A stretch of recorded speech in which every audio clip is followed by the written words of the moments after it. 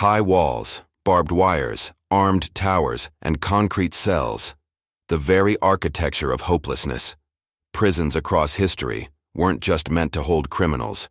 They were engineered to crush the human spirit. Yet again and again, in the darkest corners of confinement, a strange light flickers. The stubborn spark of freedom. Escapes are more than just jailbreaks. They are battles of the mind, puzzles solved under pressure, courage tested against death. These are moments when ordinary men become legends not because of what they escaped from, but because of what they dared to believe was possible. This is not fiction. These are true tales from the annals of history. Daring tunnel diggers, master forgers, unlikely inventors, and even political prisoners all have one thing in common. They defied the odds. From war-torn Germany to isolated islands and high-security fortresses, we'll journey into the world's most mind-blowing prison escapes and uncover the heart-stopping stories behind them. So dim the lights, take a breath, and prepare yourself, because we're about to unlock the most jaw-dropping chapters of human defiance ever recorded. In the heart of Nazi Germany, surrounded by barbed wire, armed patrols, and the ever-present threat of execution, stood Stalag Luft III, a prisoner of war camp constructed with one goal: to stop escapes before they even began. It held the best of the best, downed Allied pilots and airmen, many of them already seasoned escape artists. The Germans knew this. That's why they built the huts raised off the ground to expose tunnelers, spread the barracks wide to make coordination impossible, and installed seismic microphones to detect digging. But what they didn't count on was the brilliance and brotherhood of the prisoners inside. RAF squadron leader Roger Bushell, codenamed Big X, wasn't just planning a breakout. He was planning a statement, a psychological war against the Nazis. With the help of hundreds of prisoners, he organized an escape plan so elaborate it felt like a military operation. The objective, not just 1 or 2 escapes, but at least 200 men freed in one night. 3 tunnels, Tom, Dick, and Harry, were secretly dug beneath the watchful eyes of the guards.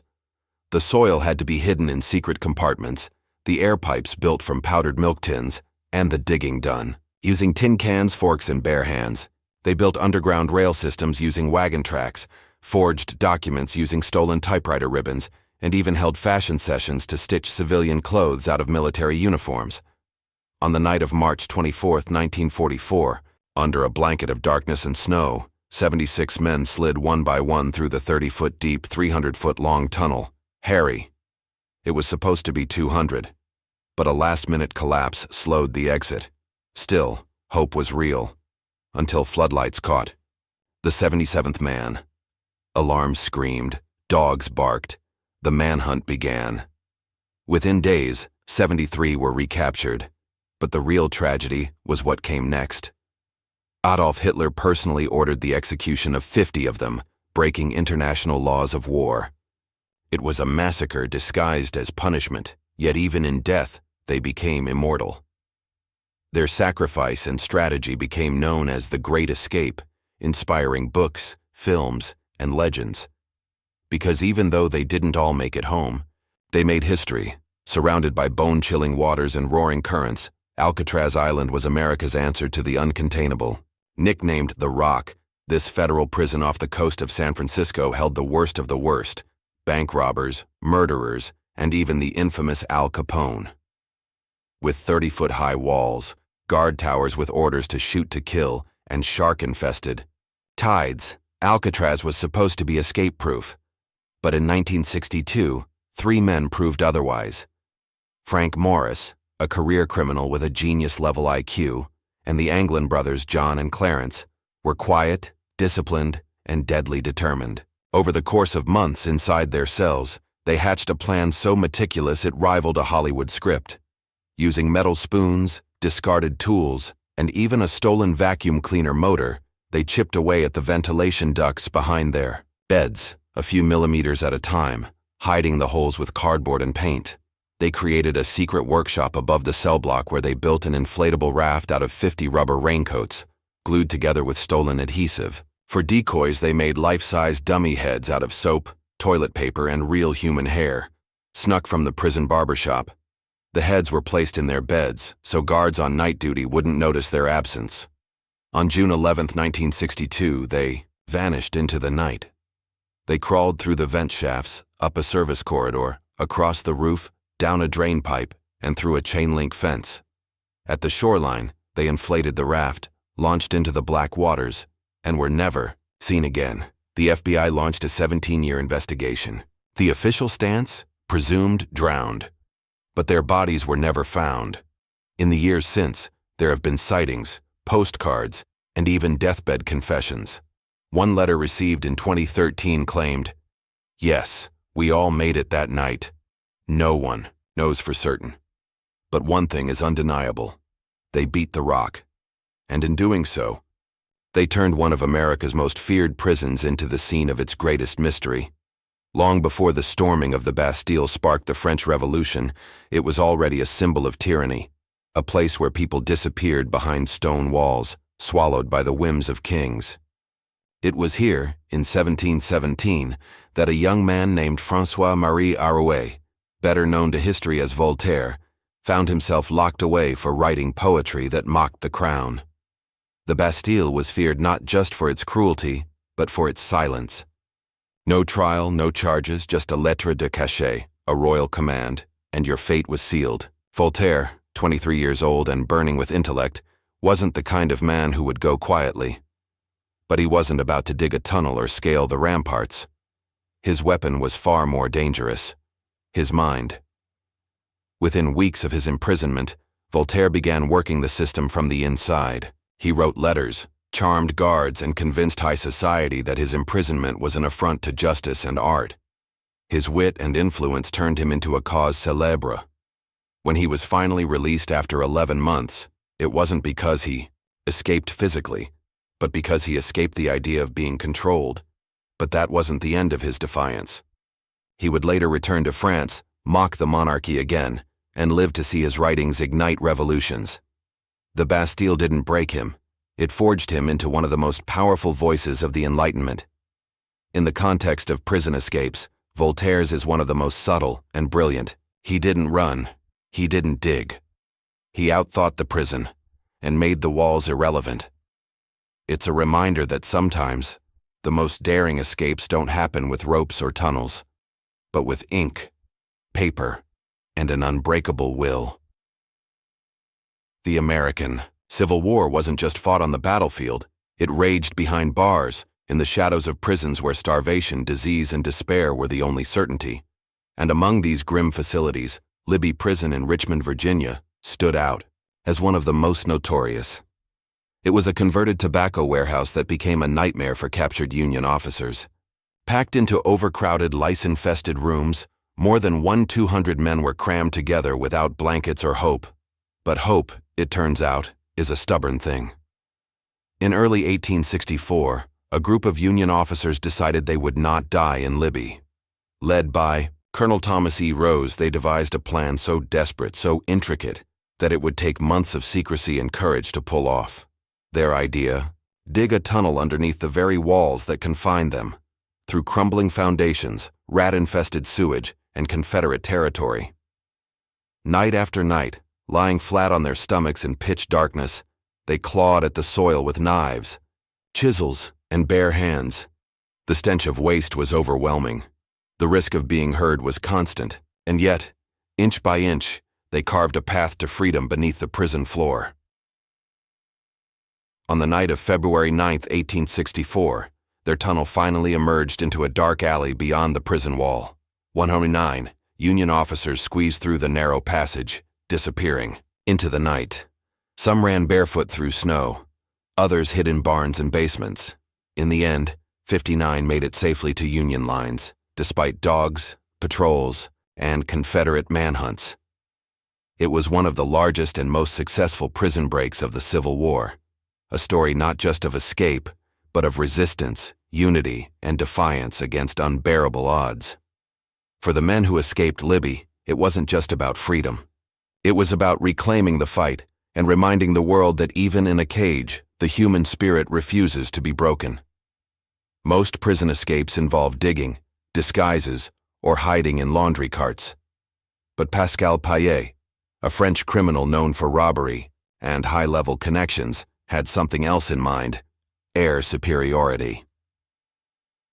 In 2001, Payet was serving time in Luynes prison in southern France. It was a maximum security facility with tight surveillance and strict routines. But that didn't matter, because Payet wasn't planning to go through the walls. He was planning to go over them. With the help of armed accomplices on the outside, a helicopter was hijacked, its pilot forced to fly directly into the prison courtyard during daylight hours. Guards were stunned as the chopper hovered above the prison walls, and Payet, along with 3 others, climbed aboard and vanished into the sky. It was like a scene from an action movie, except it was real. Authorities were furious, and Payet was recaptured just a few months later. But the story didn't end there.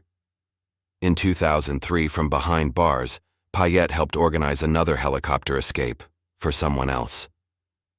Then, incredibly, in 2007 he did it again, this time escaping on his own from Grasse Prison, one of the most secure in the country.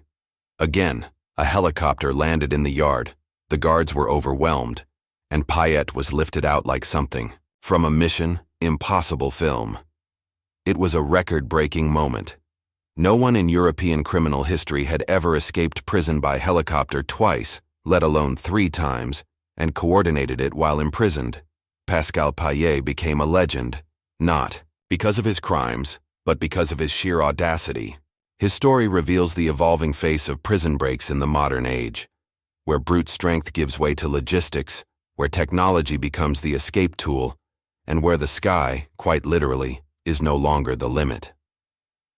In the brutal heart of apartheid, South Africa, where white supremacy was law and resistance was met with iron fists, 2 young white men found themselves imprisoned, not for supporting the system, but for defying it. Tim Jenkin and Stephen Lee, both in their 20s, were anti-apartheid activists. They weren't criminals in the traditional sense. They were freedom fighters, arrested for distributing literature on behalf of the African National Congress. In 1979, they were locked up inside Pretoria Central Prison, a maximum security facility designed to hold political threats. Their sentence? Years of silence and cement walls. But what the apartheid regime underestimated was their resolve and their brilliance. Tim Jenkin had a mind for mechanics and puzzles. While others gave in to despair, he began studying the locks inside the prison, watching how the guards used their keys, memorizing every click and turn. Then, in the most unlikely place, a woodworking class, he began crafting the impossible. Using scraps of wood, plastic, wire, and cardboard, Jenkin built duplicate keys, dozens of them. Over the course of months, he and Lee secretly tested them, moving from one locked door to another after hours, always returning to their cells before sunrise. The risk was astronomical. One mistake, and they'd be shot or sent to solitary. But on December 11, 1979, everything aligned. Armed with nothing but wooden keys and steel nerves, the men opened 9 locked doors, one after another, navigating stairwells, gates, and corridors, until they walked out the front of the prison into freedom. They fled to Mozambique, then to London. Their story was so audacious, so precise that it was later turned into a feature film. But at its heart, the escape from Pretoria is more than a thriller. It's a story of intellectual rebellion, of 2 men using their minds and their morals to strike a blow against oppression, and win. High on a cliff above the Mulde River, in Saxony, Germany, loomed Colditz Castle, a fortress turned into a Nazi high-security prison for Allied officers during World War II. Officially called Oflag 4C, it was more than just a POW camp. It was a collection site for troublemakers, men who had already escaped from other camps and needed to be contained. But that was the Germans' first mistake, putting all the brilliant escape artists in one place. Colditz became a twisted kind of laboratory, not for war, but for escape. British, French, Dutch, and Polish officers, many with engineering or military training, began hatching plots not just for freedom, but for legend. They used bedsheets for ropes, tin cans for tools, and piano wires for communication. They built disguises, Nazi uniforms, civilian clothes, often hidden under floorboards and false walls. Secret rooms were carved out behind cupboards, and most famously, in the attic of the castle, British prisoners constructed a full-sized glider, using stolen floorboards, pulleys, and bedsheets for wings. The glider, codenamed the Kolditz, Koch, was meant to be launched from the roof with a gravity-assisted runway. It was never used. The war ended before they could fly, but the fact they even built it, undetected, inside a Nazi fortress, remains one of the most ingenious escape attempts in history. In total, there were over 130 documented escape attempts at Kolditz, with more than 30 successful. For the prisoners, escaping wasn't just about freedom. It was a form of resistance. Every escape humiliated the Nazis, disrupted resources, and kept morale alive. Kolditz became more than a prison. It was a battle of wits, where the mind, not the muscle, was the deadliest weapon. In the world of drug empires, few names carry as much weight, or fear, as Joaquin El Chapo Guzman. As the head of the Sinaloa cartel, El Chapo was more than a criminal. He was a myth in motion. Ruthless, wealthy, and endlessly elusive, he built a billion-dollar narcotics empire on blood, bribery, and strategic brilliance. But even empires fall. In 2014, after years on the run, El Chapo was captured by Mexican authorities and imprisoned in the Altiplano Maximum Security Prison, the country's most secure facility. It was a fortress, concrete walls, 24-hour surveillance, motion sensors, and fortified cells. Yet even that wasn't enough.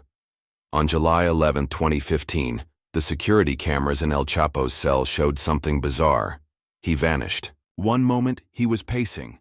The next, the shower area was empty. Guards scrambled. The nation watched in disbelief. The escape route? A custom-engineered mile-long tunnel that emerged directly beneath his shower. This wasn't just a dirt hole. It had ventilation, electric lights, rails, and even a motorbike mounted on tracks, used to ferry tools and possibly El Chapo himself. The tunnel was dug with military precision, starting from a vacant construction site nearly a mile away and ending beneath the prison floor, within inches of his cell's exact coordinates. The operation likely took months, millions of dollars, and a network of corrupt insiders. Some believe blueprints of the prison were smuggled out. Others suggest satellite data and bribed contractors were involved. What's certain is this: El Chapo walked into the shower and into freedom. It was a moment that humiliated the Mexican government, shocked global law enforcement, and proved that, for some men, walls are merely obstacles, not endings. Though El Chapo was recaptured again in 2016 and extradited to the U.S., the escape remains one of the most audacious and high-tech prison breaks in modern history. What is it about prison escapes that captivates us so deeply? Maybe it's the drama, the ticking clock, the claustrophobic tension, the fear of discovery. Maybe it's the courage, watching someone risk everything for just one shot at freedom.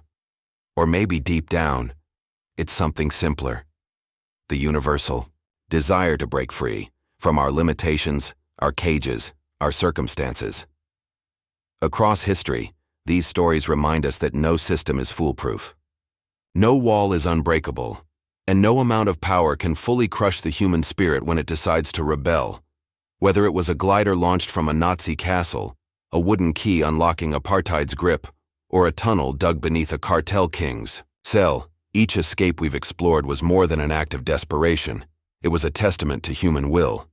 In the end, the world's craziest prison escapes aren't just about fleeing confinement. They're about confronting it, outsmarting it, defeating it. And maybe that's why we keep watching, reading, and remembering. Because in every escape, no matter how dangerous or flawed, we see a flicker of the one thing no prison can cage: hope.